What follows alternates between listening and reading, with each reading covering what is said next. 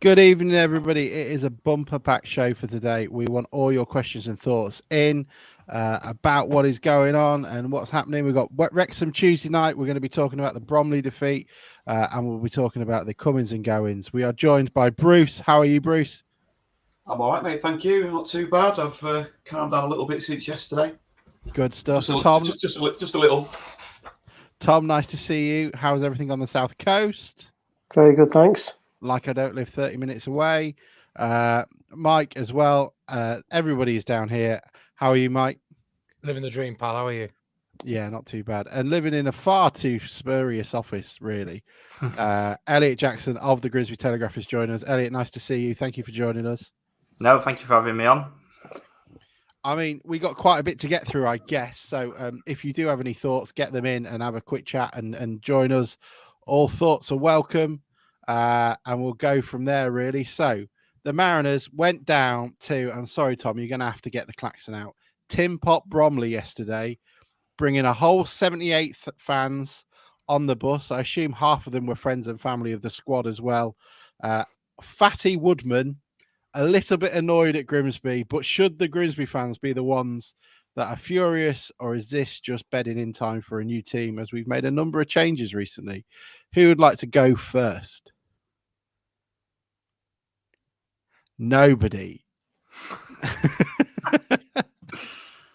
That's the most polite anyone's been around town for about a month, isn't it? That right? Okay, I didn't go. I couldn't. I had to listen on radio. Sounded all right to begin with, and then it felt like the same old town. It feels very much like Sven-Göran Eriksson's England. We take the lead, and then hold on and hold on and hold on, and then unsurprisingly, we end up conceding an equaliser or get or concede a goal as well. Hurst has now gone, I don't know how many games it is off the top of my head, 2 wins in whatever. Pressure is mounting, though. From our quick little straw poll, it looks people are still, the majority are wanting him to stay. Has he been let down by the players, or is he letting himself down? Anybody want to take anything on while I throw those things out? I think what I would say on that is, up until the weekend, I would have said the players. But what I would say about the weekend was I definitely think that there was elements of the game in that second half where Paul Hurst will look back on that, in my opinion, and think they should have made a substitution probably 15 minutes before they did, because they started so well. First half an hour, they were the best team by a mile, dominant, pressed Bromley back into their own half, and they didn't have a sniff. And if we were coming away from these sort of games where they'd lost and they'd been outclassed, you would accept it a little bit more. But the frustration is there's nothing between the two teams, yet Town keep on falling the wrong side of the line. They've played 8 games against the teams currently in the playoff places, and they've won 1 of them. Yet when I look at the results, I wouldn't say they've been outclassed in any of them. But you can't keep recycling that same result and same pattern, and that's the struggle. But I think the players... there's definitely been an upturn in performances since the turn of the year, since the first Halifax game. They should have definitely beat Halifax at home at Blundell Park. They were unlucky not to get a point at the return fixture at the Shea, and then they were good value to beat Altrincham last weekend. So there's been an upturn in performances. But for me, the big disappointment was how it was definitely the defeat was Town losing it rather than Bromley winning it at the weekend. The start was brilliant, first half an hour. And then the equaliser just seemed to really rock them on 40 minutes. It was against the run of play. There was no real threat from Bromley. They got the offside trap wrong. He was definitely onside. And then after that equaliser, they went really shaky for the next, until half time, really. Max Crocombe had to make a few good saves. And the second half was just really cagey and no one really, grabbed it by the scruff of the neck. And that's where I'm looking at Paul Hurst to say, make a substitution, bring Eric O'Souza on earlier than he did. He probably should have brought him on at half-time when Maguire Drew went off, who I thought was Grimsby's best player by a country mile yesterday. I thought he was brilliant in that first half, and his calf injury was a real blow. But to bring Clifton on and move McAtee to the right wing, it just didn't work that second half. And I think that's where I would potentially point blame at Paul Hurst, perhaps. Bruce, you were there. You were the other side. And I mean, I guess I'll be honest. I love the lower. I think the main stand is a far more angry place during a poor performance for Town. what were your thoughts and what was the feeling around you watching it? And did you have any takeaways as you were there? I thought a little bit like Elliot says, really, the first sort of, I'm not sure, Elliot's obviously making more notes than I am over the game, but I thought the first probably 20 minutes we were the dominant side. So, there was a period probably halfway through the first half where we just we dropped to standards, but we did look really good. But again, we didn't take those chances. I mean, the goal, I don't know if you put out, I don't know whether you've seen it yet, whether anyone filmed it yesterday, but it was in the WhatsApp group, Bruce. In the WhatsApp group. I'll have to unmute it. The left back Amos had 2 chances to cross the ball, and they were both poor crosses. And it was only really Taylor recycling it with a little back heel or flick or whatever it was that broke to Maguire Drew. But after that, we did look, we really pushed and sort of looked good for a little while, and then it just sort of seemed to fall flat again. And we just have this habit of going through either flat games or flat periods. And second half, I think Elliot was a little bit polite. It was, the passing was appalling. We were just giving the ball away so cheaply, and the players seemed to. I know Paul Hurst likes to, he wants this flexibility where we change formation and stuff, but the players looked like they didn't have a clue where they were supposed to be playing half the time. Some of the ones further forward, and that's only my opinion, obviously. But it was hard work yesterday after the second half, and we it just wasn't very good, unfortunately. I mean, that sounds terrible. Don't say it like that. We got Wrexham on Tuesday. I just thought it looked, they just didn't look. It just didn't look like we sort of had a plan B when plan A wasn't working. We didn't really do a lot, and we didn't have an urgency. I mean, the two goals we conceded, the one in the first half. I mean, Giles Coke sort of ends up. It was a difficult position to be in because he suddenly finds himself heading towards his own goal with the ball at his feet. But you would think an experienced player like himself would have, even if it goes out for a corner, it's better than sort of having it nicked off your toe and, their centre forward's got a tap in on the 6-yard box. And then the second goal, I didn't really, there was a corner, a few people went up. Some people were saying that it was Crocombe's fault, that he shouldn't have. Was it an own goal? Was it? I don't even know who scored it. But yeah, and then we didn't really create enough after. We didn't look urgent enough after and they saw it out relatively easily. Tom, Hurst keeps inviting in this sort of pressure on him in terms of slow to maybe react to a game rather than read it. He probably understands perfectly what's going on. Do you think he's changed since he was last here as a manager? Because personally, it just feels like we've got the same issues that sort of beleaguered him the first time around. Quite slow to react to games, not making active substitutions, would rather save a point than go for a win. Is that fair? And what did you think of yesterday?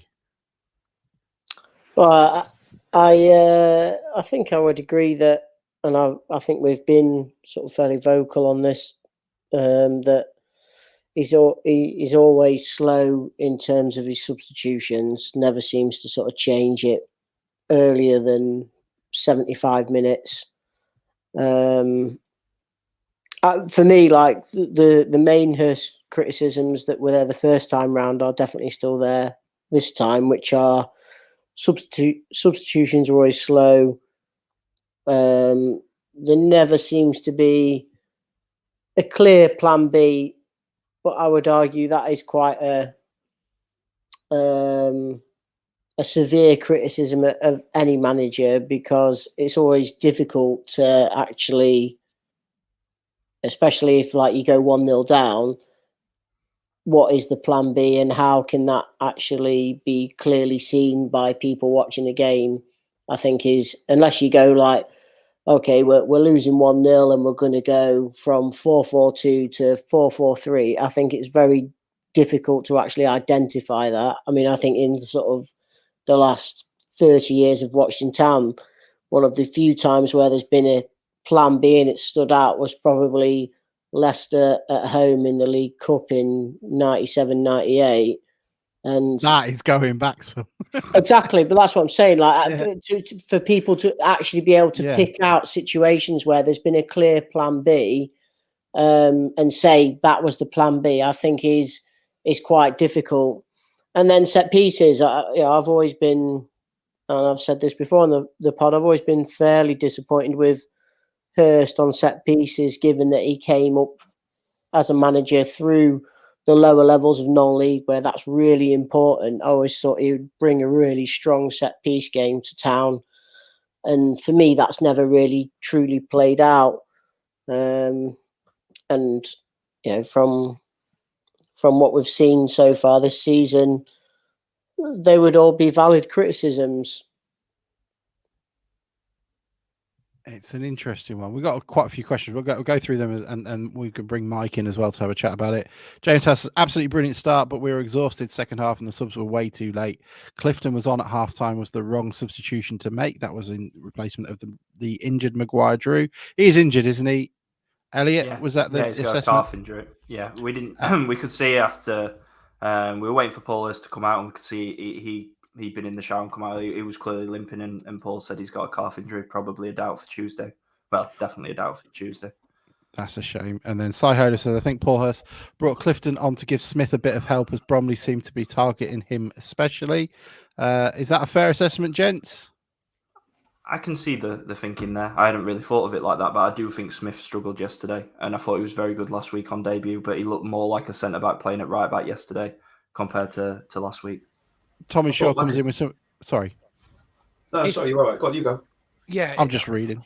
I mean, if that is the case, if that's why he has brought Clifton on, that sort of links into a little bit about what Tom was talking about and some of the Hurst sort of ways of doing things. Like, when he was first here, the sort of thing he would do is think about how to stop people playing more often than how do we sort of get on the front foot and let them worry about us. So I don't know if that's why he did bring Clifton on, but if it is, sort of links back to a little bit about what he was talking with Tom about.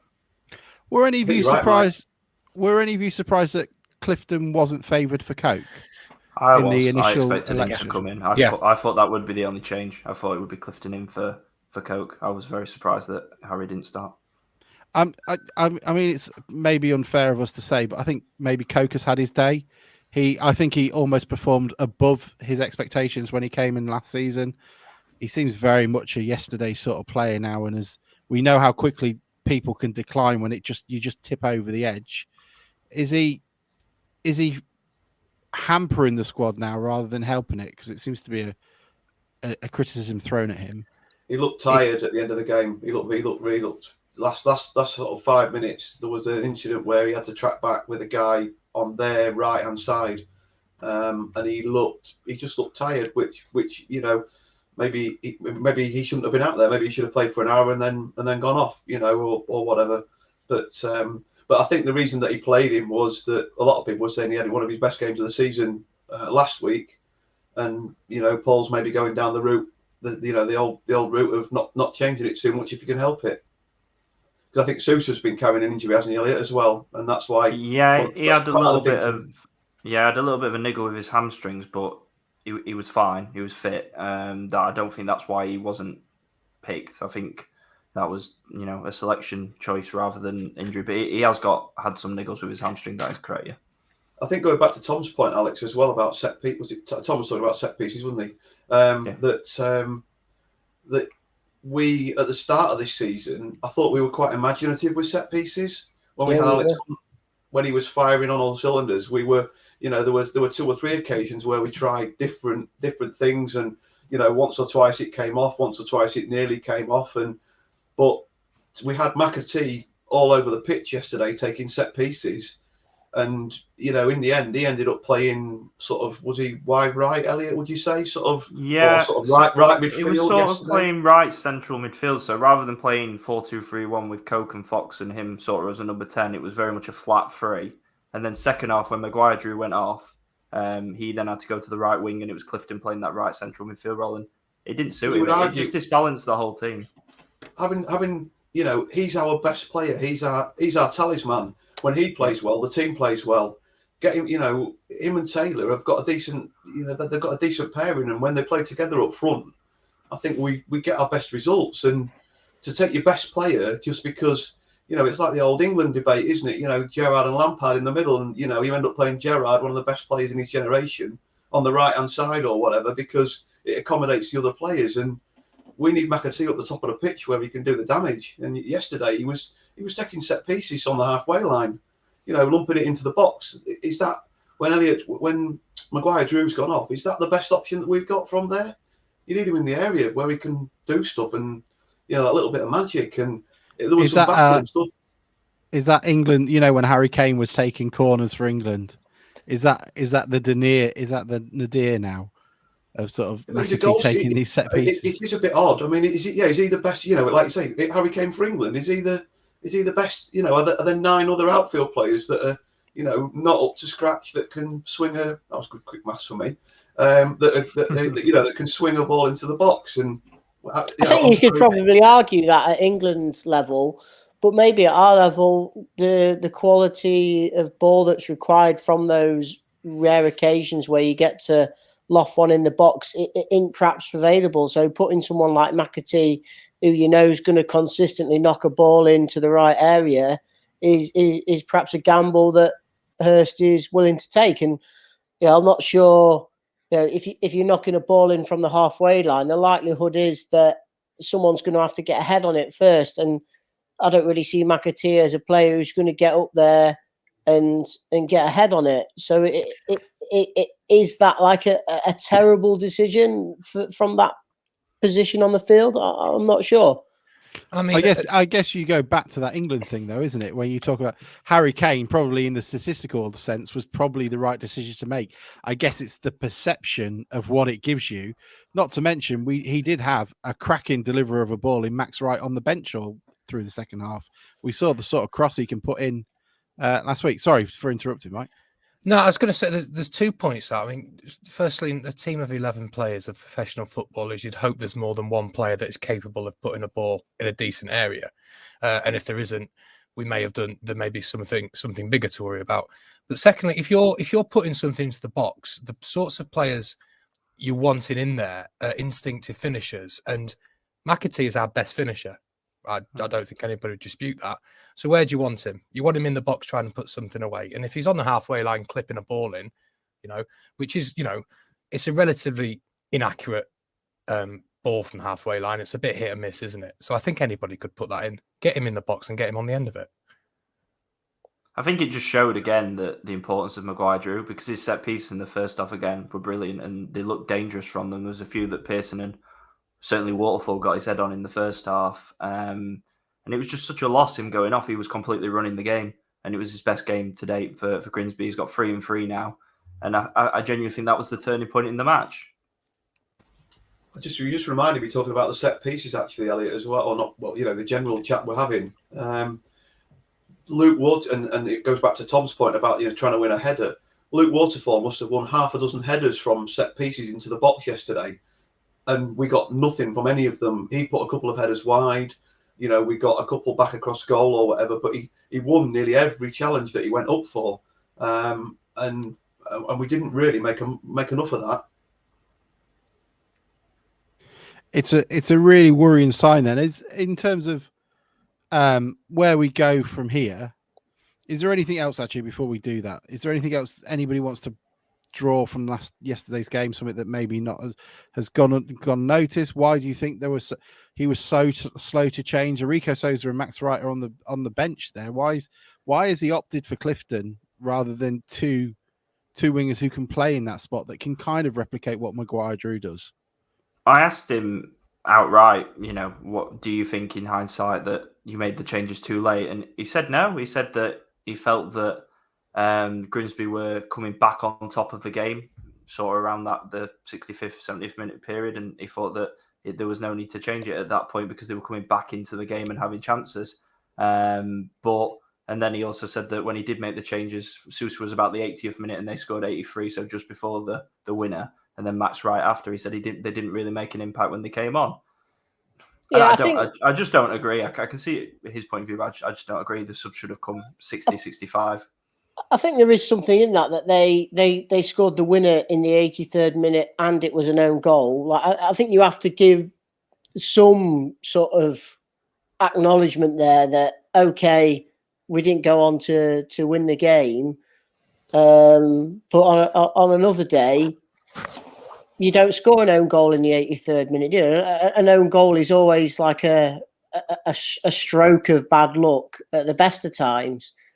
So if you flip it on the other hand and say, well, you know, we haven't scored an own goal, and I know that's not happened, but it could quite easily in that situation gone the other way, and that seems to have been the case in a lot of the games that, you know, I think you said at the beginning of the program, like we've played a lot of the teams in the top 7 or 8 in the league, and there's been the difference between those games has been one or two goals. Yeah, a goal scorer basically. Like it is a game of fine margins, and people need to remember that. Like it could quite easily, the Notts County game, possibly yesterday, the Chesterfield game, those games could have quite easily gone the other way, and we're sort of 9 points better off and sitting here having a completely different conversation. But if that's happening like time and time again, and as you say, there's an 8-game sample size there, and they've won one of them, how many times do you lose by 5 margins before you say there's a problem? And I completely agree on the Notts County game. They absolutely should have won that. Halifax, they absolutely should have won that at home.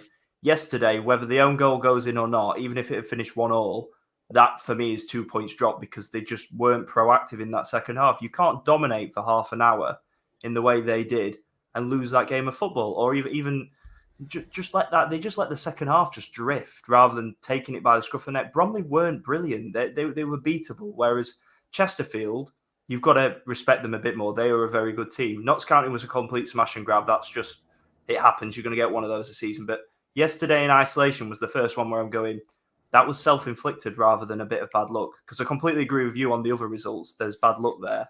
But even if their own goal doesn't go in, 1-1 is still a disappointing result in my view because of how dominant they were and how they were there for the taking. Are we missing the goal scorer? Is that still the problem? We look at McAtee.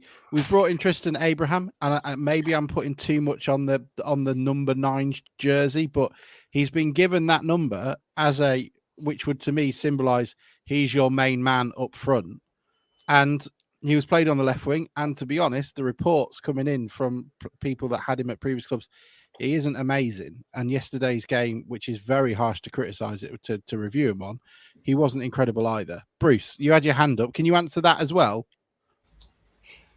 Yeah, I think, like you say, it's too soon to answer. Does that to say how effective he's going to be? I'm not going to judge him on one game, and I don't know how often, like you say, he's played out on the left before. But no, I was just going to come back to a point that the 2 points really, the fine margins thing.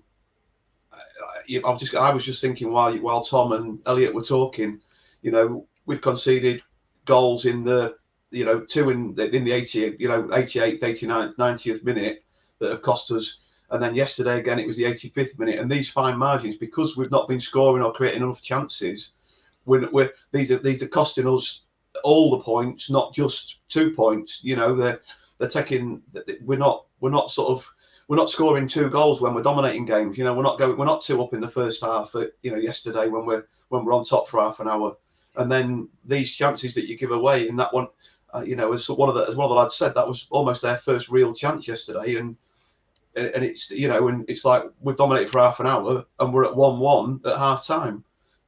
It's difficult, but I was just thinking about the proactive thing that Mike was talking about, and I'd not really thought of it before. But like you said, yesterday you're at home, you could bring on Sousa and drag that back and turn it round and drag that other lad that's causing problems for our right back.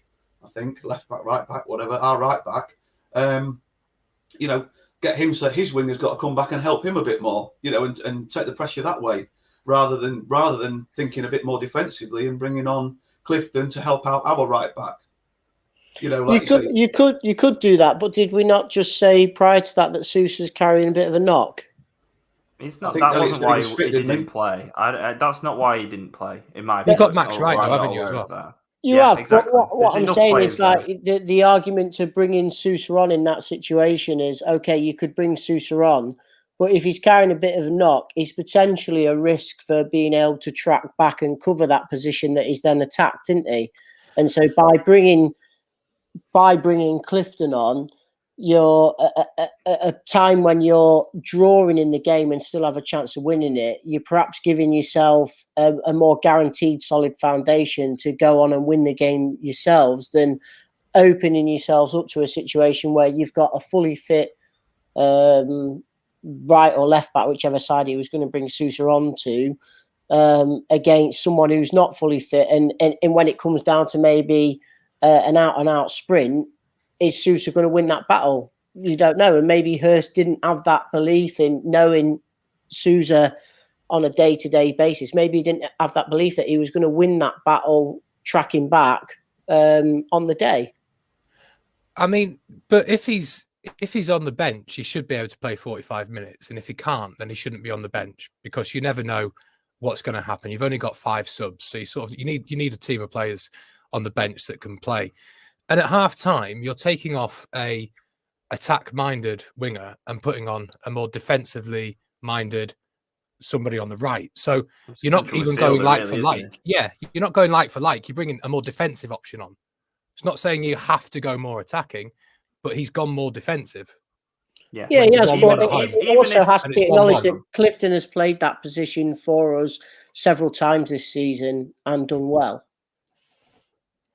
He has, predominantly on the left rather than right. But yeah, I take your point. But what was to stop? If Clifton comes on at half-time, fine. What's to stop on 60, 65 minutes you taking Coke off, Sousa on, and moving Clifton inside? Why wait till the 80th minute to make another like-for-like change? I don't know, but that's a trait. That is a trait of Hurst. Yeah. And do you think that he makes late substitutions? He doesn't make. And do you think that? But do you think that trait ultimately will end up getting him sacked? Is that a question to me? Well, to everyone. Is that a trait that's ultimately going to get him sacked? Because not that on its own, no. No. It's one of those. But the problem is, it's waterboarded. It's water torture, isn't it? We've had 8 years of Hurst, and that slow thing. It's like being in a relationship. I mean, if you load the dishwasher one too many times wrong after 10 years, you're getting a knife through the chest, aren't you? Like, it's those things that continue to, just grind away and grate at people. He's losing points. And we've talked about this before. I think that this league is the worst league for Paul Hurst to be in because he in League Two, he's an incredible manager because he can finish 7th or 3rd in the league, get automatically promoted. Here, you have to have a winning mentality, and you can't have the Danny Parslow mentality that has sort of followed him in his career at Town. Is that and the we put up that stupid poll, and I know people get annoyed with us for saying, do people want Hurst in? Do people want? We need to see what the fans want, and slowly but surely you're seeing that percentage drop from, I think it was about 72-75% when we first did it in sort of just during the Christmas to sort of, we're getting to 52-48 territory at the moment, and you know how well that works out. People are getting annoyed, and I've got to be honest, I need to see them. But my slight worry is at the moment, we may well come out, in my personal opinion, we may well come out of January with a weaker squad than when we came into it. We've lost Alex Hunt, we've lost Freddie Sears, we've lost people I think who've performed really well, and Maguire Drew because he was here before then. I think we may well be coming out of this out of this sort of transfer window period with potentially a weaker team than when we came into it, and that isn't Hurst like, because one of the things he can always do is bring in incredible players. And again, I think we were very reliant on loans as well, aren't we? He wasn't that, and in a period in which teams are pulling back loan players left, right, and centre, we've got 4 loans at the moment, haven't we? We're one variant away from having 4 players pulled away from us. Yeah, but I think you're also not done in the window. You're discounting. Sorry, mate, Elliot. I was going to say they're not done in the window in any way, shape, or form. They want another 3 or 4. When did we have Freddie Sears? Yeah, I was going to let that one go. But don't be he used to be brilliant on Football Manager. He was brilliant. That's what I'm pretty thinking sure he's of. at Col I've U. got it up on here. That's why. Tom, what were you going to say? I think you're discounting what the board said to us in the interview with them a few weeks back as well, that they're expecting Hurst to build a squad long term over several transfer windows. They're not expecting Hurst to build a squad that's going to be challenging now. I think they were quite clear about that, and I think they have been quite clear about that for as a club. I think the problem here, though, Tom, is I'm not talking about a team that is challenged for the title. This is a team that's currently won 2 games in 13, and I appreciate that. And that's that. And if you've got 4 loan players, and Hurst was never massively sort of reliant on loans before. We'd have 1 or 2. I don't think 4 loan players is extortionate, and I definitely considering you can only have 5 in a squad, it's pretty high. If you look back at his previous squads, I think we were nearly on that amount as well. Like I don't think I have to disagree. I think if you look back at his previous squads, I don't think we would have been much far away from 4 loan players in a squad. I genuinely don't. I'd be interested to know what the stats are on that, and I don't think we'd be far away from 4 loan players in every squad that Hurst has had. Yeah, you think of some of the loan players that we've had: Manny Panther, Connor Townsend, Nathan Pons. We had a player up front whose name escapes me now, Jamie Devitt. We've had a lot of loan players, and they've all been in the squad at the same time. And was Danny Parslow alone?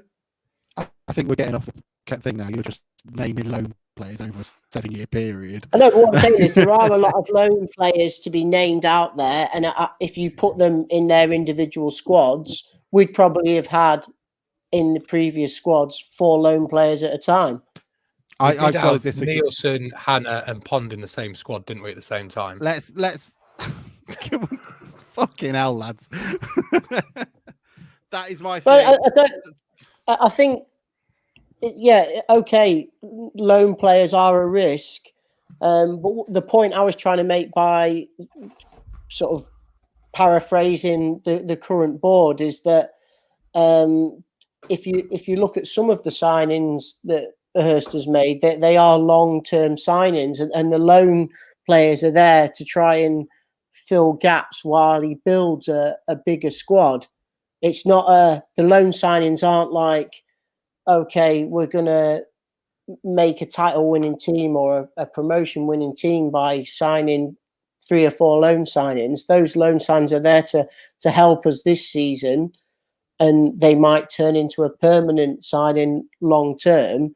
But I think if you actually look at the other signings that he's making that are signed on permanent deals, they're the signings that he and the board think are going to take us forward long term. And that process is going to happen over 2, 3, probably 4 transfer windows. Well, he signed that player just recently on an 18-month deal, didn't he? Who's that? Whose name escapes me now. Danny Amos is till the end of the season, if that's who you're referring to. No, there was a player before that. It was like outside Drew. of the transfer window. Maguire Drew was in the deal, yeah. He was in November, though. Yeah. Yeah, exactly. He was in November, so he was outside the transfer window. But he was on an 18-month deal, wasn't he? And I think what I'm saying is... yeah, go ahead then.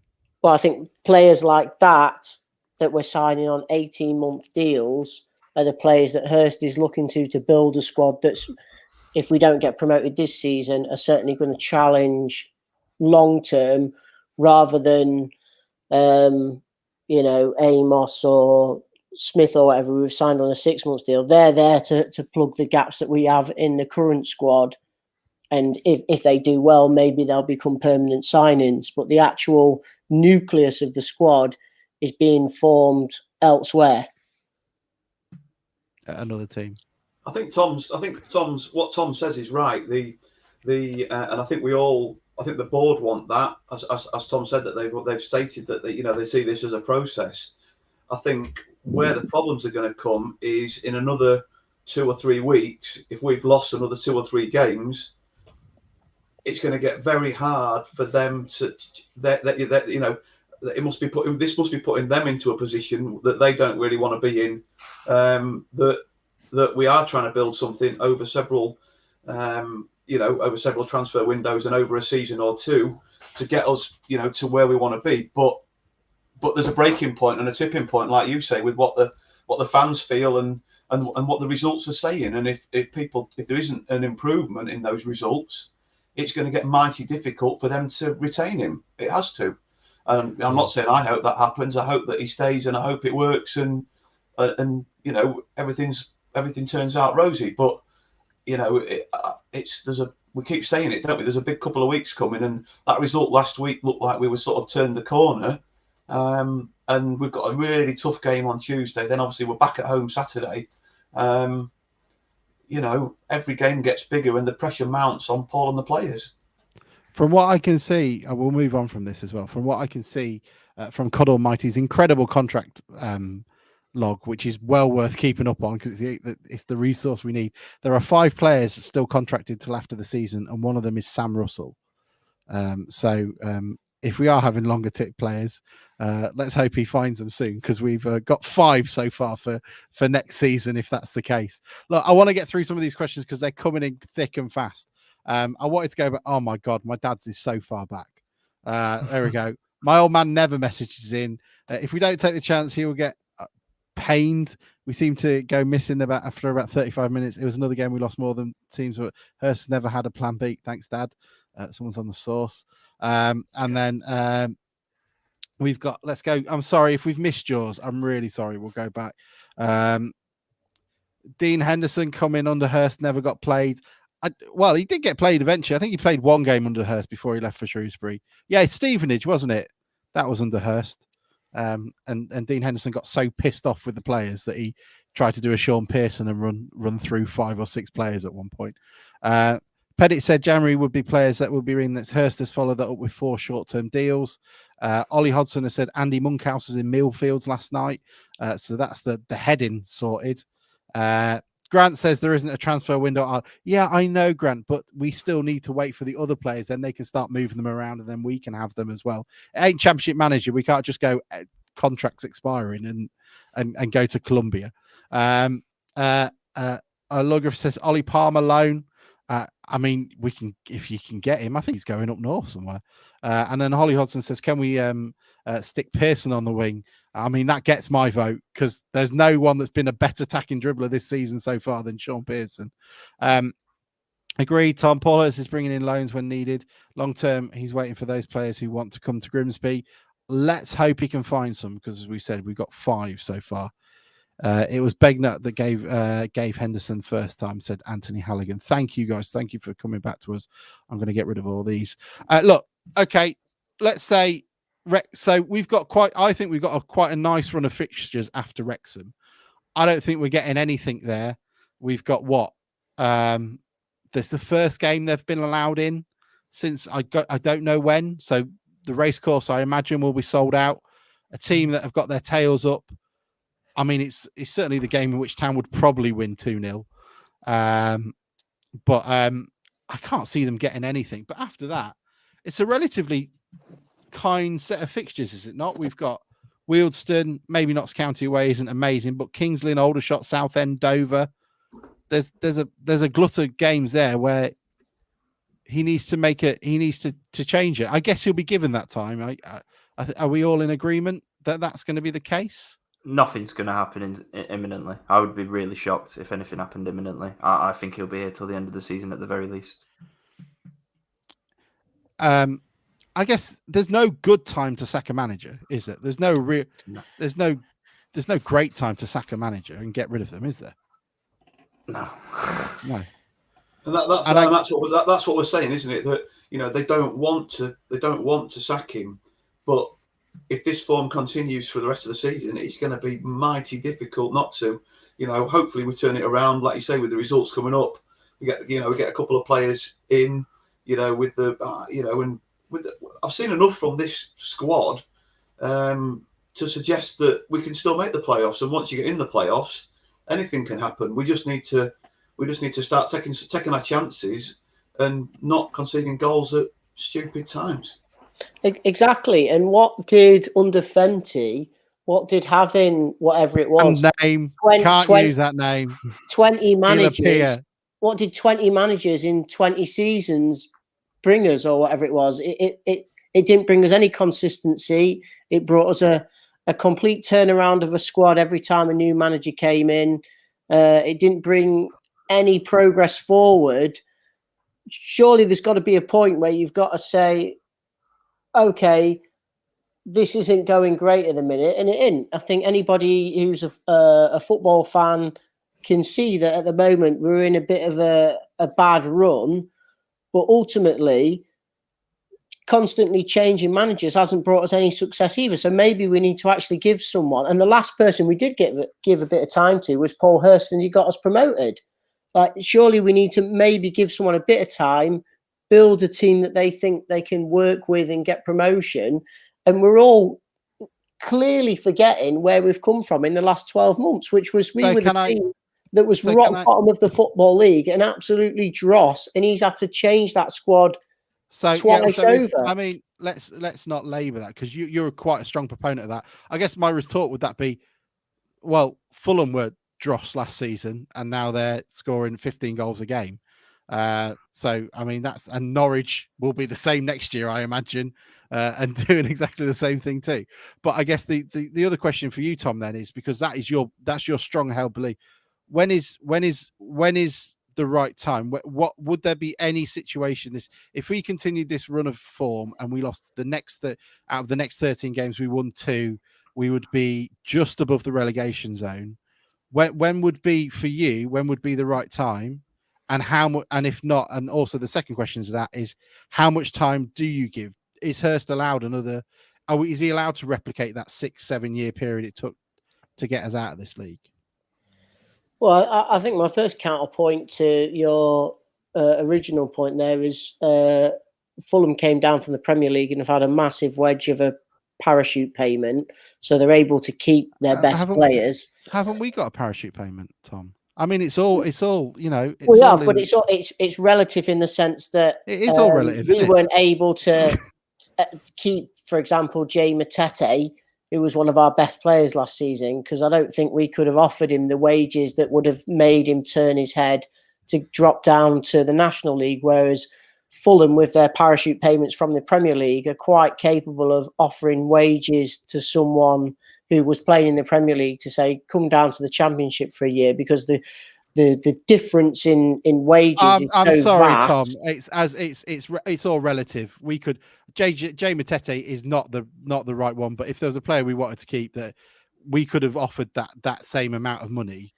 as the same Fulham could do. We could offer League 2 money to a player if we wanted to keep him, and vice versa, surely. So I want to know, when is enough? So how many games does Hurst now? What sort of points total? When would you sack him if this continues, or would you sack him at all this season? And if not, how long do you give him? Do you give him the 6 years he had last time? I think if we stay in the top half, I think you have to give Hurst to go next season, personally. I think you have to give him time to turn around what was it was a completely drastic situation. Only 13 months ago, everybody was like pulling their hair out of their head at the situation of the club off the field, which had a direct impact on it. And I don't think you can expect anyone to turn it around to a situation where you're playing for winning more than 2 in 13. Well, no. Do you think he should go then, Alex? Are you at breaking point now? An overall situation in a league season where you're pulling for promotion. I think we're 10th, 5 points off the playoffs. That's not bad considering. And I think you give him till next season. And how many years do you give him if this is sort of like the normal cycle that we've had with Hurst? Well, in the previous time that Hurst was here, he was on a 6 months rolling contract. So I don't think it would be unreasonable to give him till the end of the season and then see how he gets on next year up to Christmas or whatever. I'm not saying he's on a rolling contract now, but He is on a I rolling think- contract. I think that would be That's a weird one, isn't it? that would be a reasonable situation to put him in. That okay, you've had a year where it's been terrible, and you've tried to turn that around, and it hasn't been successful. In 2022-23, we want to really see some forward progress, and I don't think that would be unfair.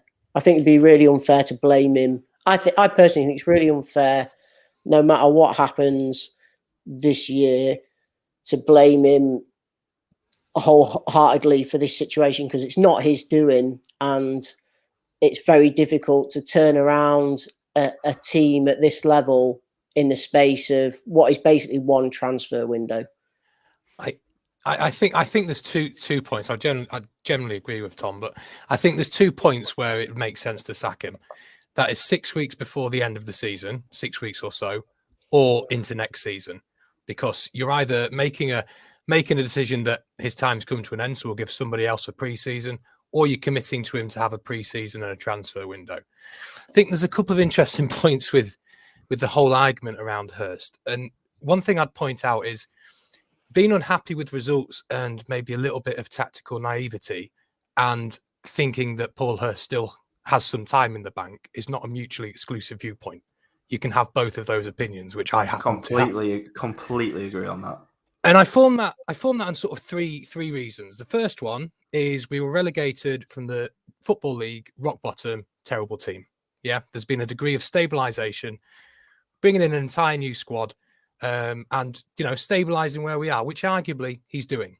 Secondly, there's been a huge turnaround in players. Now, any football manager will tell you you can't gut an entire squad and get every signing right. He's got quite a lot right. He's got a few wrong. So I allow him a little bit of time to sort of wade through that and maybe a couple of transfer windows to do it. But the third most important sort of reason to me why I'm still at this Hurst-in stage, if that's what you want to call it, is at the start of the season, I was quite happy with stabilising and just sort of seeing where we are. And I'd maybe accept the inconsistency and possible mid-table nature of that. So for somebody who's actually still doing that, it seemed a little bit insincere to what I and many others would have accepted at the start of the season to change our opinion. He's doing what most of us thought would happen. I would agree with pretty much the bulk of what you've just said and a lot of what Tom says. I think it makes sense to...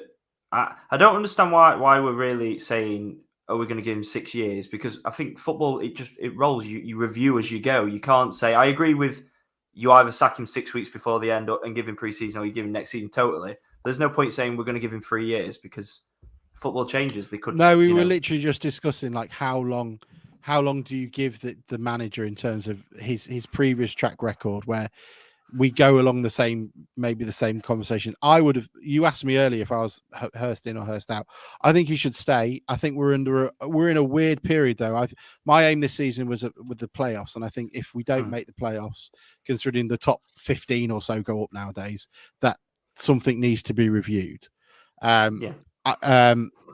think he's got more. I think also one thing we need to keep in the play, he's got more at his disposal this time around than he did last time.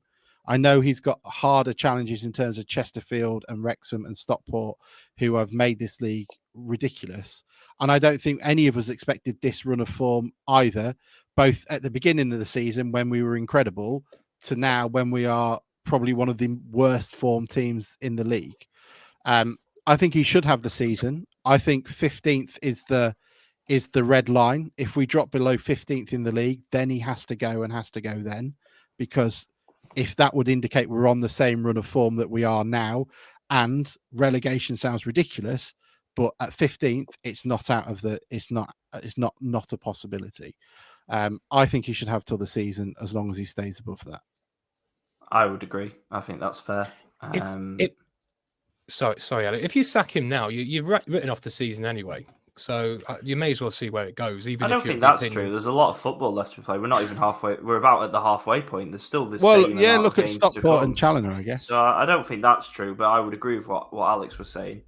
But I don't think that. But I'm firmly Hurst in. Just to be clear, I wouldn't get rid of him in the slightest. But I also, like Mike was saying, it's not mutually exclusive that I think he deserves some criticism, especially after Saturday, and the results have been worrying, but equally think he deserves more time and more time to build in. What I would say, just on something that we were talking about earlier, is Hurst has continually told the media he doesn't want to sign loan players. He's looking for permanent players that he can build a squad around on 18-month deals. What's available and what they need in the short term versus what he'd like for the long term are two completely different things, because the COVID situation is twofold. They might be willing to let players go out on loan. Or yes, they could be recalled, but they might not be letting players go permanently. So he definitely wants permanent signings. He said that on record several times. But what they can get short term to plug gaps, and also the standard of play you might be able to get on loan compared to on a permanent, is different. So I don't think they're over reliant on loans, and certainly they are trying to build a squad for next season. And although, as Alex points out, there's only 5 players contracted, they are going to enter contract talks with a lot of those players, and soon, from what I'm hearing and Hurst has said. I was just going to say that it'll be interesting at the end of the season to see who he tries to retain. And if I think they'll do it before then. I think they will do it. The ones they definitely want, they'll do before then. 100%. Yeah, sorry. What I meant was it'd be interesting to see, whenever it may be, how many of them he wants to keep, because that will also reflect on his recruitment, because they're all his own players now. The players that we've got under contract are players that he's signed, and obviously we've seen Long King go out the door, effectively leave the club because he's on a 1-year deal, I think. He's contracted to next season. Oh, is it 2? Is it? Sorry, but yeah, he's gone out till the end of the season, which something's not right there. He obviously wants to go back down south or something, but because he's been about the team, hasn't he? So it'll be interesting to see what he wants to keep of what he's signed, if that makes sense. And I think that might also give people like us a look at how well he thinks he's done himself. I think I would be interested to gauge your guys' opinion on Long King, because I thought that was a very strange decision to let him leave on loan. Tom, and there's no recall clause either. No, Tom. I think an interesting point to make on what Elliot was just saying there about like sort of availability of loan players, and a point that a lot of people overlook when they're talking about transfers, and a point that people have overlooked when they're sort of suggesting potential replacements for Hurst is location. Like, people, in my opinion, when they're talking about on social media and that about who we should sign and that, they really overlook the importance of location once you get like below sort of the top end of League One, because players aren't willing to move in this, and managers aren't willing to move in the same way that they are for like huge contracts that you get in the Championship and the Premiership and probably the top end of League One. Like, people have been suggesting, say, Pete Wild as a manager, or Limbrick. Like, Limbrick basically left Grimsby in the first place because he wanted to be based down south. But I can't see him changing his mind to come back. I think he left because the club wouldn't pay, because he had his wages reduced because of the COVID clauses. He was struggling to make ends meet financially, coming up from Surrey to come here. I don't know what he's doing with TNS. I don't know if he's travelling still, but and then like people suggesting, I get what you mean. People suggesting Pete Wild. Pete Wild was the Oldham manager before he went to Halifax, and he grew up as an Oldham fan, so he probably lives in or around the Oldham area. So Halifax is probably not a terrible commute for him, and he probably hadn't had to move. He probably hadn't had to move house to become the Halifax manager. He's probably living in the same house, and the contracts that people get at this level, they're not like life-changing contracts where uprooting your family, selling your house, etc., makes it worth taking over the job at Grimsby. And if he goes from Halifax to Grimsby, he is going to have to move house. Does he really want to do that for his family when he's at a club that are challenging for promotion and he's got a secure job? He's probably not going to do it. And that same thing applies to players.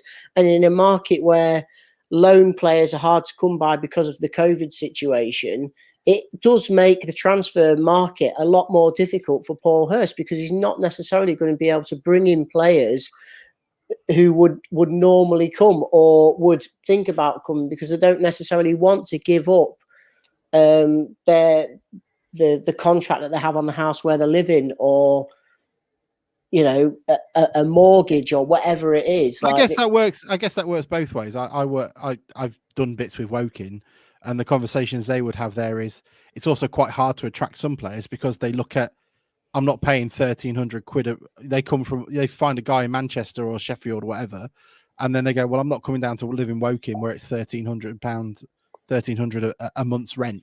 So I guess it is a bit vice versa. I think the problem we have is maybe population density, because in the northwest you've got the clubs around there that can do so. But I guess we've talked about that before, and you touched on something. We did ask, well, if Hurst goes, who do you want? And the suggestions.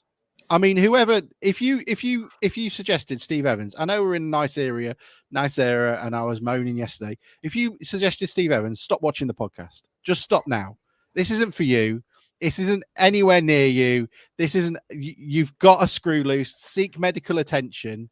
I don't need a bloke wandering around with his. I don't even know if the police have allowed him back into Blundell Park. He's the only manager I've ever seen escorted out by the police. No, we're not having Steve Evans. Pete Wild is a good suggestion, but he ain't coming here at the moment. Why the hell would he piss out a good thing? Same with Luke Gerrard at Boreham Wood. Why would he bother? Maybe in the summer you've got an opportunity to bring them in, but not right now.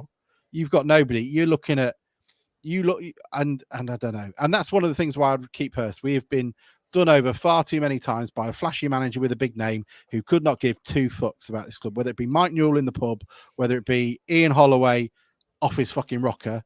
You get a manager that has no idea what he's doing. You get a bloke in like Paul Hurst, who at this moment in time will be fucked off and be working his ass off day in, day out. And all the reports I get is you never meet a bloke who's worked harder in his life for in his job. And I want that at the moment. And that's why I think the board want him as well. But he's got to stop fucking up, because there's only so much fucking patience you can have. It's like having the lad in school that works so hard, like every fucking shitty American basketball film where the prodigy is some sort of on the cusp of joining a gang. It's like, will you just bring someone on after 60 fucking minutes? Like, can Doig just like fucking like jab him in the side and go, ring a bell? Yeah, just bring someone on. And I don't know. He's got to stop fucking up, because he's going to get to a point where he's given too much rope to hang himself. Sometimes he doesn't do himself any favors. I admit to that. Right, we need to talk about Andy Woodman. What is with this bloke, and what is his fucking beef? And I mean, he obviously eats a lot of it, but what is his beef? Elliot, did you get any closer to working out what is Tim Potts Bromley's problem with us? Are they scared of a ground with two tiers? Is that what it is? I have. There wasn't much that went on yesterday. They gave it large when they equalised in front of the home fans. Of course they did. Celebrated in front, so they got dogs abuse. That's going to happen. And it was a little bit spicy in terms of they probably got more gyp before the equaliser than most away teams would. But that's because of the antics that went on in the reverse fixture. So it was nothing over the top. So for him to come out as bullish as that, I think is a little bit daft. Bruce, do you have anything on that? Did you go to the one down here? No, I watched it on Twitter. somebody was filming it, and his phone managed to keep going in that torrential downpour that you all. I'll tell you something. It was. He's not getting his warranty on that phone. I got to see. Your phone has got water in it. Yeah. No shot there. No, it looks. I saw them celebrate in front of our fans for no apparent reason. But to be honest with you, I'm not really interested in this. I just doesn't. I'm not interested. If he wants to be like that, let him be like that. Don't give him don't give him the time of day. We have to, because I hate him, and I hate their little club, and I hate them. It's like Gates said. I laughed when they went bust. Oh, fuck them.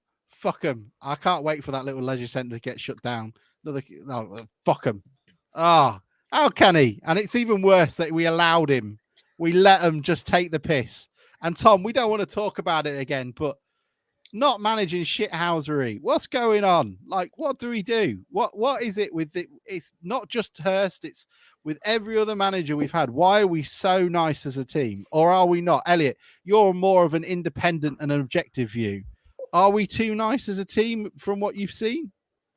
I I probably think it probably wouldn't hurt to inject one or two characters like that into the squad, but it's not something that I overwhelmingly think. I just think that yesterday it was just about being reactive rather than proactive. I don't think it's because they did a job on Grimsby. I just think Grimsby let the game slip rather than them winning it, and that's the biggest frustration for me, rather than a tight game that Chesterfield won that you probably would say they were probably about the right team, or Notts County where you've absolutely battered them for 90 minutes. And it just happens. You'll get one a season where you absolutely dominate, don't put the ball in the net, and they smash and grab it. Yesterday, that was self-inflicted. So I don't think so. I think maybe one or two it wouldn't hurt, but they've got experienced players. You know, the centre halves are Sean Pearson and Luke Waterfall. These aren't 22-year-old kids, are they? Giles Coates in the centre of midfield. It's not a young team. Ryan Taylor's up front. The spine of that team has got a lot of experience. Yeah. Do we see leadership on the pitch? Are we missing it at all? Like if we take Giles Coke off the pitch, which he hasn't featured in most of the games, are we missing the leadership in the team, or are we okay? Maybe in central midfield. Maybe in central midfield. I think they need a central midfielder this month. I think maybe there. I think you're fine at the back with Pearson and Waterfall. But if for me, on the current squad, Fox and Clifton's your best central midfield pairing. You probably are missing someone a bit bulkier, a bit louder in that central midfield area, I would say. Up front, they've got Taylor, who leads the line very well. He's a weird one because I think he's playing really well at the minute, but he's just not scoring, which is a very difficult one to justify when you're a striker. But I do think he's playing really well. Like, his link play's great, but he's just not really getting the chances. It's not like he's missing sitters either. He's just not getting the opportunities. I mean, someone's just asked, Saihodo asked, was Woodman offended by the kids in the Osmond? I mean, is there anything more beautifully Grimsby than a bunch of 8-year-olds singing "You shit bastard"? I was literally just about to say the best thing was in the first half where the kids, and you could hear the high-pitched tones go, "You shit bastard," as the goalkeeper took the goal kick. That was brilliant. That is the most proud, and on Great Grimsby Day as well. Can you not have asked for a better image?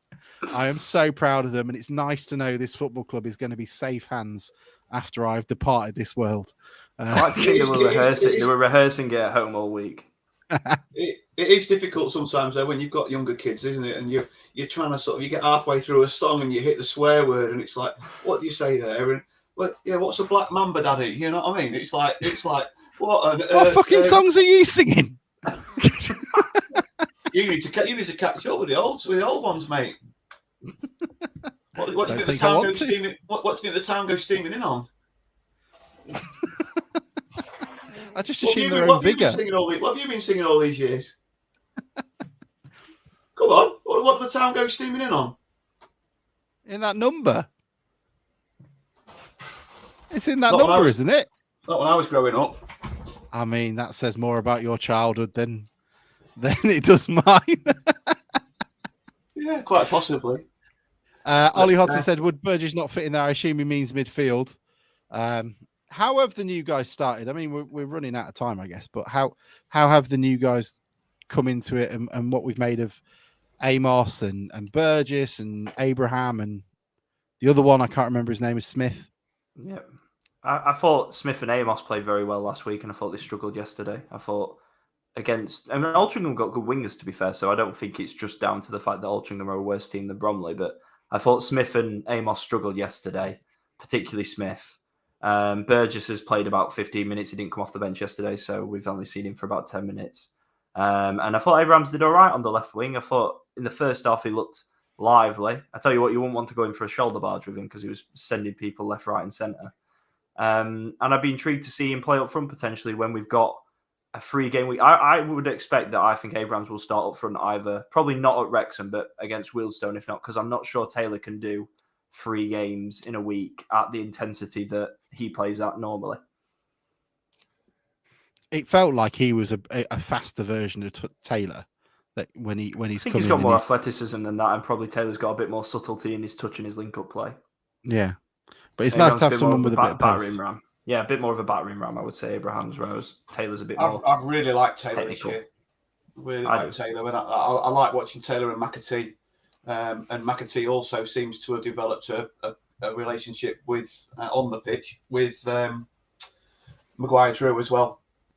They've got a bit of an understanding. I think McAtee likes clever players around him, and you can see that he's trying to drop deep between the attack and the midfield and link up with players. And he sometimes gets frustrated. He doesn't show it in a bad way, but he gets frustrated with people not on his same wavelength as him.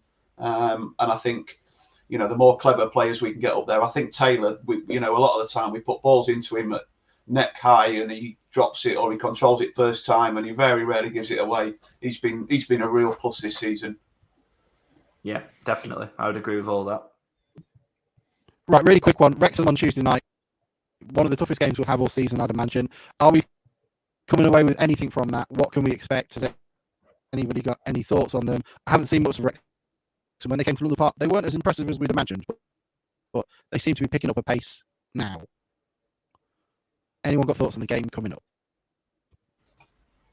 Is that my sound or yours that's not very good? I was just wondering that. No, mate, I couldn't hear it either. Me too. You were breaking up there, Alex, but we got the gist. We got the gist. Wrexham coming up. Are we going to win? Now about truth. Yeah, it probably is. I think they're capable. I think if they play like they played against away at Halifax, they can definitely get something from the game. But we don't know because the away form is the whole thing that's holding them back more than anything. The form at Blundell Park's been great. They've got the 16th best away form in the National League. That's where they're dropping points. It's not at Blundell Park, and it's not a late last-minute defeat to Bromley that's going to dictate the season. It's the fact they can't win away from home and haven't won away from home since Woking. If it was us at home going back to Blundell Park with a full house, we'd lose 1-0, wouldn't we? So we could go. We could. I think we'll either go there and win 1-0, or we'll go down sort of 2 or 3. Can you hear me? Yeah, can that, mate? No. Yeah. Cool. Good. I think Bruce is right. It's entirely Paulhurst and Grimsby like that will go away there and sneak one. Yeah. May well do. And I guess, is there anything else that anybody wants to add? It was great of the club to give out tickets to young groups and clubs and organisations. Great to see the Osmond full. I'd like to see more of that. I don't care if every kid gets in for free, if I'm being entirely honest. Get them hooked early. It's why drug dealers do it. So why don't we do the same? We should have the same. We should have the same business model. Let's be honest. Anybody? You got anything else to add before we make our way off? They've just announced another scheme, haven't they, for Saturday? Have you seen? No, I haven't. If you're hosting, you're free. It's they're giving not the cheaper discounted tickets for key workers and a few other categories in the Osmond again as a thank you for what they've not just key workers. There were 2 or 3 categories. I've just closed the tab. But yeah, they're doing another deal next weekend. So yeah, I think it's good. If we're not going to fill the ground, then every week, then get bums on seats and try and bring people in that will fill it in the future. Definitely. The only question I have got here that wasn't asked is Tommy Shaw said, "Let's look forward to the derby next season." So I assume imagine Scunny is staying up and we're going up. But things not too rosy up there. And neither up across the river either. Hull have decided to sack Grant McCann for a particular reason. It's nice to see they've got new sensible owners and we'll never have to hear from them moaning about them ever again. So that's wonderful to know. Tom, anything before we go? Any passing words of wisdom that can be clipped for 45 seconds or less? Keep the faith. Keep the faith. Who's he? Can you play on the wing? We better not fucking sack him. I don't know what to do with this fucking flag.